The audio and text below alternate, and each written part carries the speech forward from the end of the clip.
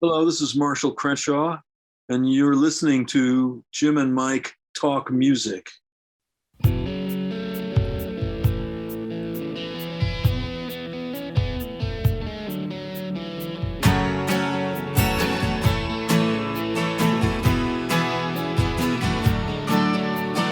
Television light shining through 100 bedroom windows.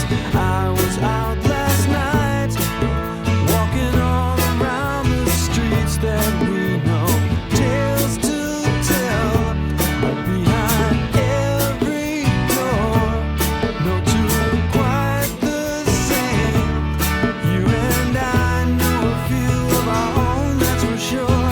Days and days have gone, but I still clearly can remember a crowded avenue on a Monday evening in November. What do you got? I have the first three on vinyl. All right. Oh, for our listeners, here's First one. Yeah. Okay. I've got Field Day and Downtown. What's this though? Who's on that cover of that? Who's that on the cover of that one? Yeah. Who is that? So this Yeah. one. So It's a big I light know bulb. you don't like this cover. I've heard, Yeah, he's heard already. and you look like you're about to go on a job interview. yeah, You look Certainly. you look dapper, dapper. right? Yeah. But Okay, that's good. what's this building? Yeah. When you pull out the jacket, the Wait, inside And I jacket. had Yeah. fell on the floor. Yeah, it's over there on the floor. But The inside jacket. Yeah, the inside jacket has Mhm. that building. I assume it's the same. It looks like building. the J. Edgar Hoover building in D.C. Looks like. But anyway. I don't know, honestly. I mean, I wasn't standing in front of that building when the picture was taken. I was in, Yeah. Okay, and that was before Oh. Photoshop. I was in a studio in front of a backdrop. Mhm. They didn't have Photoshop back then. I don't know, Yeah. but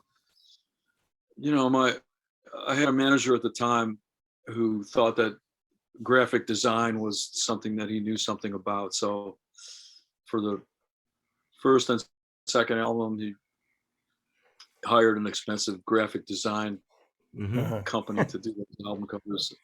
With the first one, it was really these people called Gary Green and Christina Delancey who came up with that. Like Gary took me over to a friend to do the photo session because this guy had all the Fiesta wear and all the retro kind of furniture and stuff. Mhm. And then Christina, I guess, hand tinted the pictures. But then somebody else came. Again, my manager hired this design firm, and that guy put his name on the cover, kind of took credit for it. And then with the second one, again, he hired like this expensive design firm, and they came up with that cover for Field Day, which I never liked it. So in 2018, you became one of the two lead singers. The other one is Robin Wilson from the Gin Blossoms. Yeah, And that's sadly, right. Pat passed away in December 2017. Right. I knew Pat. I didn't Yeah. know him as, hanging out with him, but He slept on your couch, though. he knew my son, and I went to his Memorial Day concerts at Yeah. his house. All of those. Yeah. Always a fun time with Pat and his Yeah. mom. So, Oh wow. so I think I saw you the first time the Smithereens played without Pat, and it was the Outpost in the Burbs. It's a church. That was the first gig we did. Yeah. Yeah, I was there. Yeah. And Beautiful church. and the power Yeah. went out. I remember.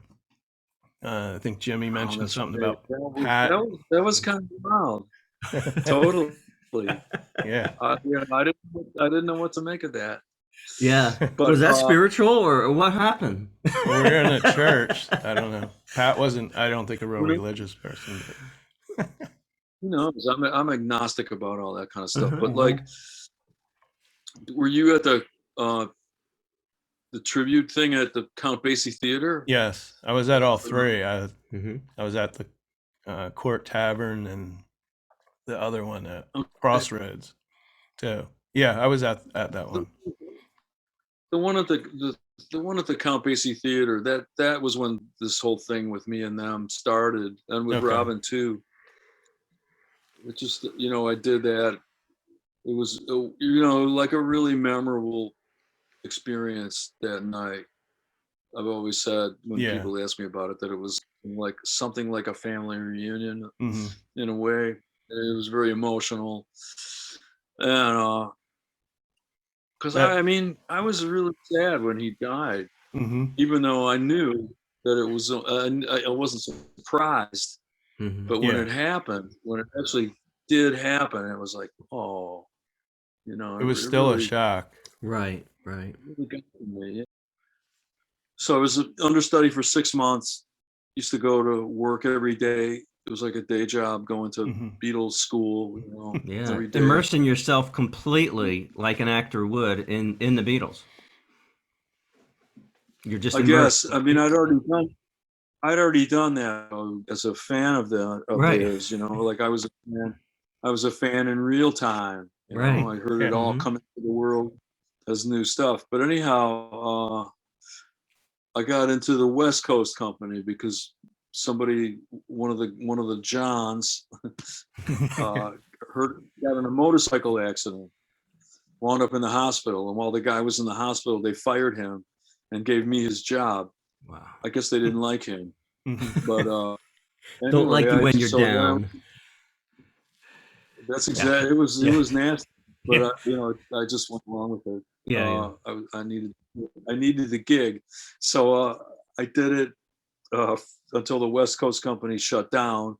That was about 6 months in all, and then I was in a touring company for longer than 6 months, and then finally I was done and I quit.